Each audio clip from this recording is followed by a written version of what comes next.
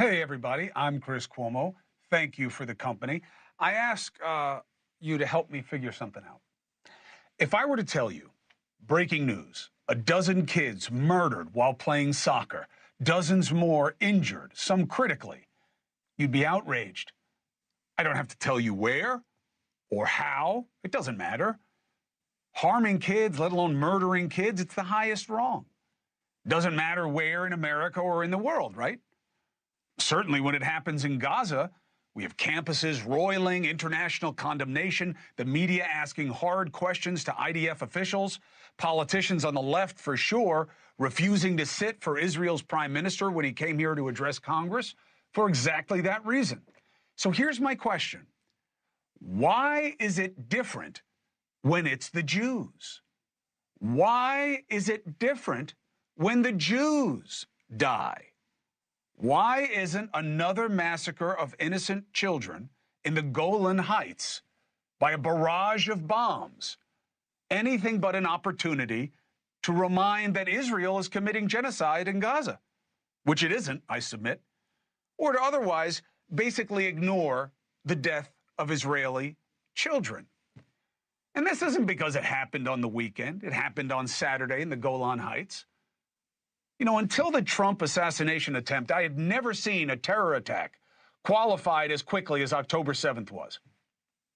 The numbers are disputed. The accounts of rape are disputed. The culprits are debated. Maybe Israel did it, or at least some of it. No one makes points with equal fervor about Hamas when people die in Gaza.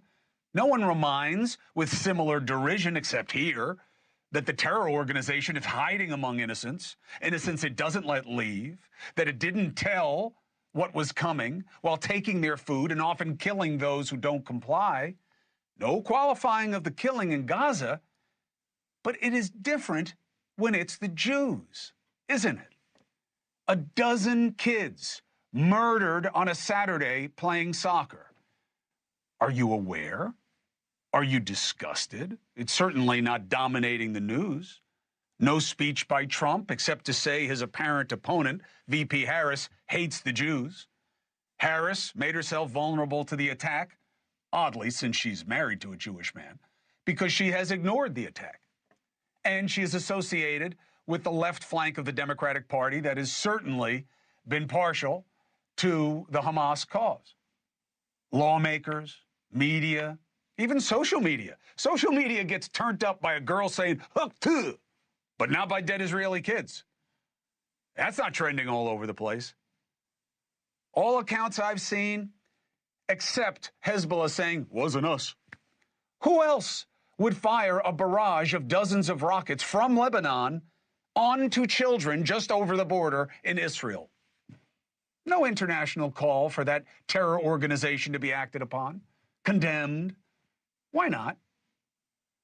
There's more energy spent saying that the Golan Heights is a disputed territory that the UN says Israel should return to Syria.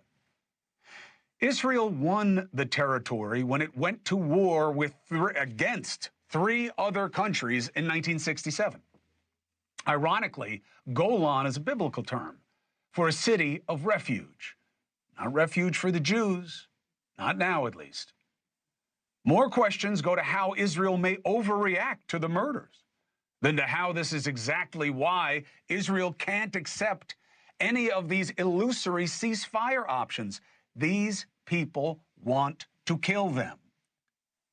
Hezbollah, Iran, the Houthis, Hamas, all these other proxies, all around them, want to kill them. You, or some of you, respond to that by saying, "Yeah, ever think about why?" So that murdering is okay? Hey, look, if we get in the rationale game, you can rationalize just about anything, can't you? The most frustrating piece for me is that you can have it both ways. Israel's attacks have gone on much too long. There's too much death, especially to non-Hamas women and children. Hamas must return the hostages. Over 300 days, including the Americans that this country barely plays lip service to. A little bit at the RNC, maybe you get a little bit at the DNC, maybe not. and all those other young people, military, non-military, male, female, where are they? When do they get given back? Then you negotiate a ceasefire, with Hamas being replaced by a regional consortium of protection and facilitated elections of non-terror actors who don't campaign on eradicating the Jews. Now, our middling posture on this war worries me. I believe it adds to a potential expansion of hostilities. Forget about the fact of the hypocrisy.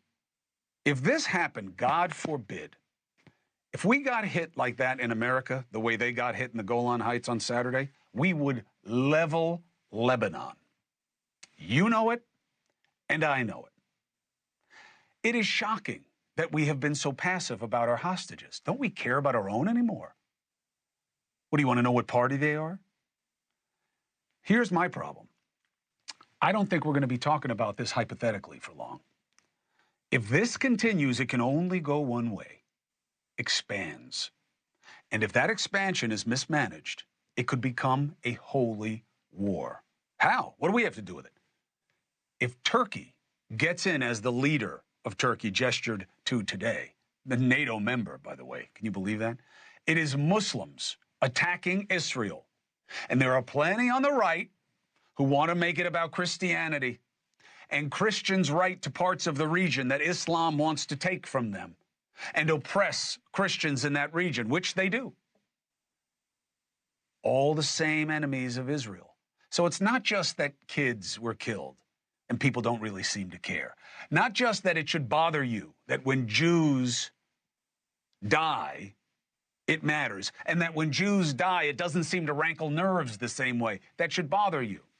But Israel is fighting against forces that hate us too and would love to take us down. And the longer this goes, the more dicey it gets for us to go from watchers to only a matter of time before we are actors. Now, I don't want that, but I'm telling you, that's what happens. Failing to plan is planning to fail. We have no plan in this situation, and it's dangerous.